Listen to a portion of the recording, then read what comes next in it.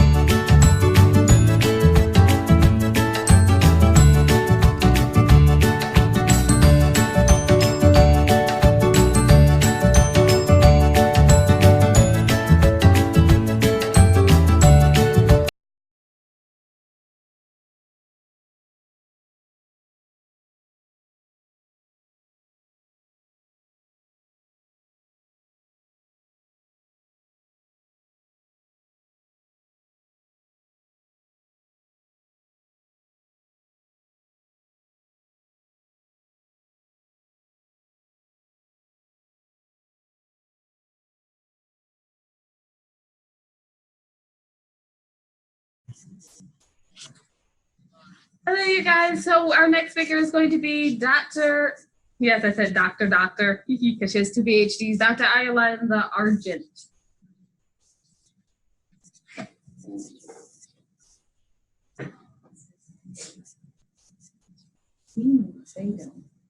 I have no idea where we are. Where are we? So weird. Hello, everyone. My name is dr.Argent. They call me Dr. I am the host of Dr. Andy's Writers Radio, as well as the owner of Oubliette Publishing. I also have a nonprofit called IVAS Company, Service Company, and what we do is we help focus on literature. We help children and adults create their own books in their own words, and that helps them, not only inspires them to read more, but it inspires their creativity to go out into the world, which is, after all, what literature is for. Today, I thought I'd talk about something really simple, the 7 top ways to market your self-published book. As you all know, self-publishing has taken the world by storm.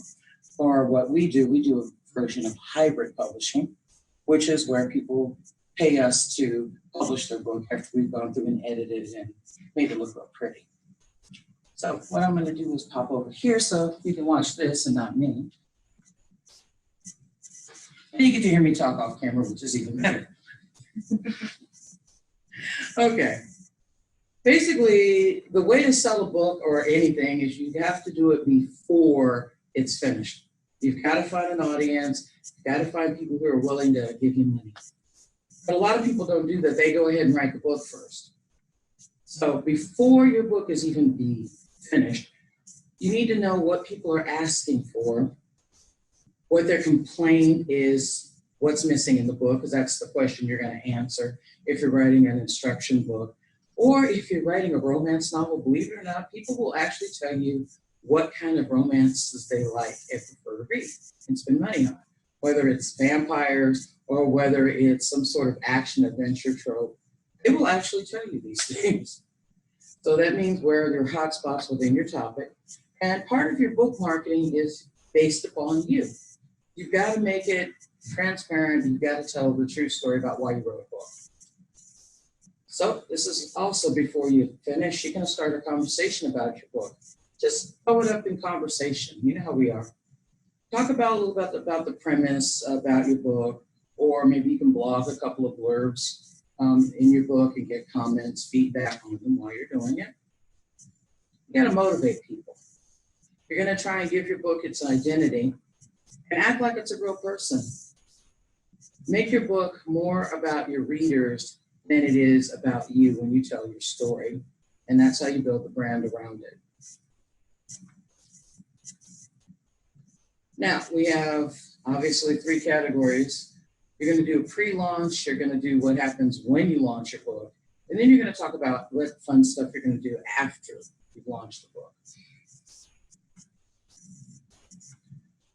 Before your book is finished, you're going to hit your social media, create a website specifically for that book, set up an email marketing campaign. You're going to do some local marketing. And then you're going to do, of course, our favorite thing, which is online marketing. And so here's what you have. Each one of the categories has the same exact things underneath because they're things that you get to do. So like for instance, during pre-launch in your social media, that's when you set up a really cool Facebook page. You do your 20 Twitter posts, and then you find the right graphics for each one to post, make it nice. On your website, you make sure you buy your domain name, which is the name of the book. And then you create a sign up for sample chapter, start collecting email addresses using that method. And then create a web form to sign up for when you let people know the book is out. Of course, there's the email campaign, which, as you know how much fun those are. Yeah, write the emails, use a swipe file. It's pretty much the same exact thing you're going to need is the name of the book and how they can buy it, preferably from your website. And then you're going to set up your autoresponders so that when you get people to give you their email, it's automatically and it's seamless. And it gives you more time to talk about your book during local networking. You hit up the library, you do a reading, ask for feedback, that kind of thing. Online networking is always, you get a list of blogs that you want to try and be a guest speaker on, try to get on podcasts, and then do your own podcast episodes. So right now we're going to talk about creating a strong pre-launch presence. Remember when I said you got to create a Facebook page? Well, this is Russell Brunson, and we yak constantly. But when he went to sell his first book, this is actually how his Facebook page looks like. You got the header, definitely show a copy of the book, and, get the right hashtag, which should be the name of your book, and where they can find it. There's a couple other samples. There's Michael Hyatt. When he did the 10 hours off your work week, that's what his Facebook page header looks like. Louise Penny, her last book, The Glass House, Glass Houses series. She kept it simple. I mean, look at that, a shattering new novel of suspense when it's on sale. And a picture of the book. That's it. For like our lovely Ann and I thought ladies, and we thought and all of that, we do things like this. You show the picture and show all of your books. If you got a great series, just line them up in the header. People love that. Okay. Our hostess is shaking her head. No. She knows. She enjoys this part. You got the cover photo. Make sure your branding is always the same. Same thing. You can even do a photo promoting prizes and bonuses. You might even want to give away a book or two. And then you start creating the buzz. Twitter is your friend. If you can figure out a way to promote your book in 140 characters, you're doing well. Always make sure you get that hashtag and make sure there's a link. That's it. And here we talk a little bit about hashtags and how to use them. Twitter's really great about explaining how to use hashtags, but make sure it's always something to do with your book or your brand. Always update that profile photo on your about page. Oh, look at that. I see our hostess is wrinkling her nose at me. Do that. Yeah, don't do that. You take cute pictures. We know you do. You love them. And you also put them with your cover photo of your book. Same thing. Remember, the book becomes a human being, so always have a nice professional photo of your book cover. Then you got to make the personal appearances. We all love that part. That's the fun part, actually. Personal appearances are when you get to write something on somebody else's blog, or you get to do a podcast, or you get to go on television and talk about your book. Show up at the libraries. Have a lot of fun with it. The more people see you, and everybody loves a writer.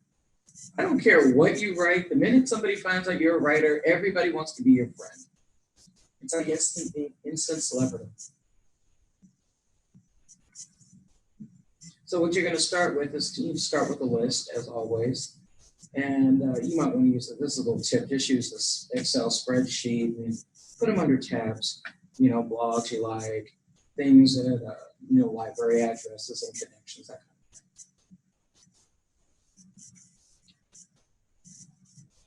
Always speak locally. They're going to be your largest fan base right off the bat because they can find you. If they know you live in their hometown, people will call you for the craziest reasons if you are a writer. I have actually gotten called to make appearances on television simply because I wrote a book about the occult. When a reporter needed a question, they called me because I was local. Always have your press release written and handy in case somebody needs, you know, they can click on your button either on your website or you just happen to have a link that's on your business cards. Start setting deadlines. Anything you want to do for your pre-launch campaign, just like anything else, give it a deadline. It keeps you on the straight and narrow, and it helps you stay focused. Set up a pre-order for Kindle or Creative Space, which is some of our favorite ways to publish. Get a list of, you need a list done by Friday. That gives you a time and a focus. And if you manage to do everything, you have some bonuses, not only for your people, but for you. Always plan and prepare gifts and prizes to promote if you're going to do a signing party online. Make sure the website's got everything going for it. Double check that. Make sure it's got the name of the book as part of the URL if you can. Set up a landing page with your sign-up form. And decide whether or not you want to do pre-orders. Pre-orders are always good because that means you've already got the money, which means, of course, you better finish that book. If you haven't, you owe them because you don't want to have to pay them back. And if you don't do pre-orders, but you take in a whole lot of emails, then that works too. They may not buy the first book you write, but they may buy something. Lobbying for reviews. Okay, here's the fun trick. There are people who solely give book reviews. That's all they do. You want them to do that for you. You want them to log into Amazon. Even if it's a podcaster, ask them if they don't mind giving review your book and write up a little blurb on Amazon. The more you get reviews on Amazon, the higher your rating goes up. And the more likely people are to find you when they shop Amazon, because that's generally where everybody goes now for everything. You have your list of beta readers. Always keep a good volunteer list of beta readers. And make sure they're your friends and family, bug them, as they should be supportive. If they're not supportive, don't talk to them for a while.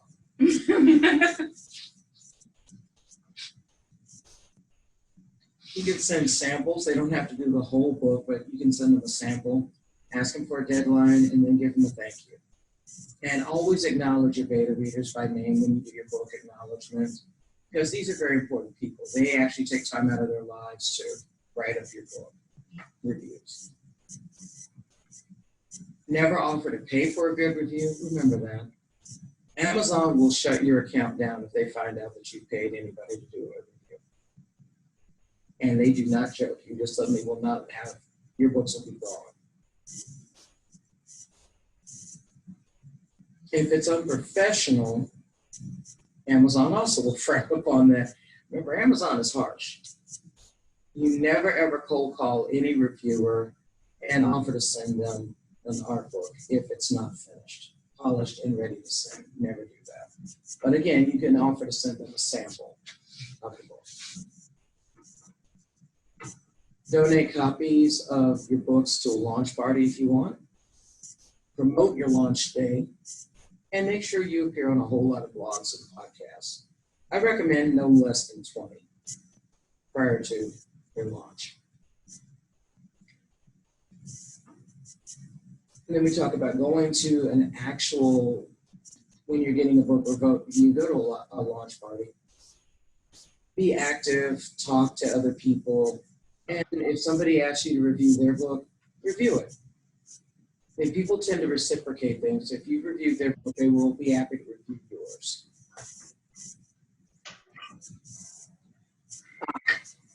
We call this for your eyes only file. The only person who sees that is you. So you have a group of things that you like about it and things you don't like. Join a closed writers group online or in person, that's always good. And then network with fellow authors. Like their pages. A lot of people are scared to go and talk to another author because you're worried that they're going to steal your ideas. Well, here's the thing, you can't copyright an idea. And I am sorry.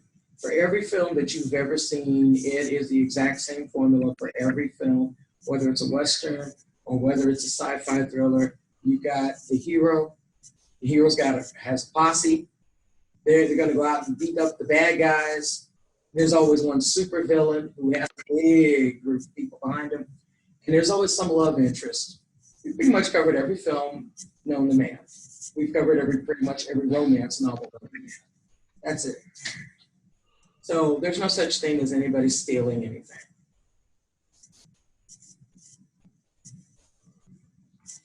Getting your book platform launch in place is always good.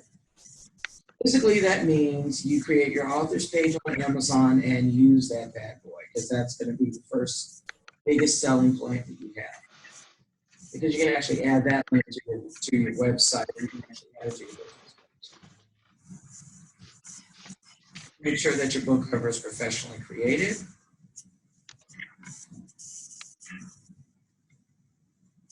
If you like to have a little fun, you can also have a video trailer created for your book, just like they do for films.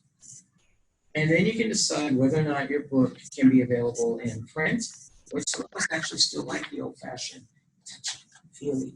We read, we like that. Or you can actually have online, make it virtual. Virtual is faster delivery. And for some of your book launches, you might even want to do both. One's a signed copy, and then the other one they have automatically. And then you got to go through your selling platforms, whether you're going to hit Amazon only, or you're going to go through and sell them at libraries, or you're going to try and find local bookstores. Maybe you sell them consignment. And then we have a couple little template checklists that I do provide for people for free if they would like them. And then here's on launch day, you make it a big event of it. Have fun with it. 3 weeks before your launch date, you have a media tab on your book website. That's where people can download the media that they want, write it out, or outsource your press release. That goes there as well. Plan your launch date to be at least 48 hours after the actual upload of your book. Does kind of help that way if there's a problem with the way the book uploaded, you can fix it and tweak it very quickly. And then invite people to your offline launch party. Whether you're having it at a library or at your local cafe. Starbucks is really good for doing book readings and book launches. So, they do them for free because I know people are going to get that coffee. Coffee and books are very important. 1 to 2 weeks before your launch date, invite everybody you know to come out, either post a review or something. So they'll know, have them sign up on the Facebook page. Like I said, this is where you can decide on the venue about a week or so before. But I recommend doing it at a coffee shop. They're easily accessible, and like I said, they love to do it for free, and a lot of times they'll even help sponsor it. And who doesn't want to be having their book sponsored by Starbucks? The place is huge. Get a little goodie bag of cute things to give away to the people who come. Have one of your friends be the masters of ceremony if you don't want to do it. And just greet everybody that comes to the door. Tell everybody about your event. And just have a really good time. Bring some extra books to sign. People may want to buy them right then and there. And after it's all said and done, you have if you did do like little party favors where you're giving something away, decide how you're going to notify the winners. If you're going to do door prizes, give them away. Make sure you take photos with the nice people with the door prizes and put those up on your Facebook page. Send out thank you letters. People will really enjoy getting those, and they will never forget you. And make sure you always post all the winners on the website of whoever won something regarding your launch. And then after the book launch, there's nothing wrong with, reaching out to some people saying, hey, how you doing? Still keep lines of communication open because you're going to want them later if you write another book. Always promote the people who help promote you. And that's pretty much it. The rest of this is, pretty simple. Just follow up, keep track of the nice people, and, have a good time with it. So we have a little time for Q&A. If anybody has any questions or comments. Okay. Go ahead. Can we get a link to this PowerPoint? You will get a link to this. That's okay. It actually will be up at the end of today because I was here and I didn't have time to set it up, but it will be on the Oubliette Publishing website. Anyone else? Any questions? Yes. Oh, no. Really? Yeah, I'm really glad. Hold on, give me a second. Okay. Anyone else? While our other question, the person is thinking of stuff. Okay. So between traditional and self-publishing, and that little thing, how is that different? Okay. Oh, okay. Well, okay. Traditional publishing, basically, you send your manuscript into a literary agent. Traditional publishers only like manuscripts sent in that way. And so your agent has to submit your manuscript, and it's sent to the publishing house's readers. They get through the first 30 lines. If you're lucky, they like it, it gets passed on. If they don't like it, it hits circle number 13. Unless you ask for it back and you pay for that. Self-publishing means you have to do everything. You've got to design your own cover. You've got to get your manuscript in proper print order for everything from Kindle, which has its own format, to Creative Space, which has its own format. I mean, you've got to do all of that. And you have to upload all of it. You do everything yourself. You have to get your ISBN number. You have to get your Library of Congress number if you think it's going to go into the libraries or they have access to your books. You've got to do all of that by yourself, whereas a traditional publisher will publish it under theirs. Now, what a hybrid publisher does is they do a little bit of both. You've already got your manuscript, and then they take it, and they're the ones who will do all the other work. They create your Creative Space. They do reformat it for the Kindle. They do all of that work. All you had to do was write it and send it to them. And then you make the choice as to whether or not you're publishing it on their publishing house, or if you want to set up your own publishing house, they can actually do the paperwork and get you your own ISBN numbers, your little codes that go on the back of the books usually. That look, these little codes. They will actually set those up for you and set you up as your own publisher. A lot of people prefer doing that method because they don't really want to spend time formatting for 10 different things, getting 10 different ISBN numbers. Because for every format that you sell, whether it's paperback, Kindle, whatever, even audiobooks, every last one of those has to have its own individual ISBN number. Most people don't realize that. So when they self-publish, they'll just get one, and it doesn't work that way. They all have something different because they all require different forms to be filled out, be tracked. Any other questions? Okay. I keep playing with our little sample. Okay, so if you need to get a hold of me or Oubliette Publishing, and like I said, there will be a copy of this for people to get later today up on oubliettepublishing.com, or you can get a hold of me at contact_IVA@Oubliette Publishing, or you're welcome to follow my tweets over on IVA Writes Now on Twitter. And at some point, there'll be an Oubliette Publishing Instagram account. You can see all the cute covers and stuff that we've done. Oh, I have a question. Yeah. Does Oubliette Publishing have a new book, and can we see it? Jay, can you toss that over here? No. She's, yes, Jay, please. We're going wide on that one. Yes. Do we actually have a book? Yeah. She's not actually going to throw that back. Just want to throw it. We're not going to throw that. Yes, please don't do that. Frisbee.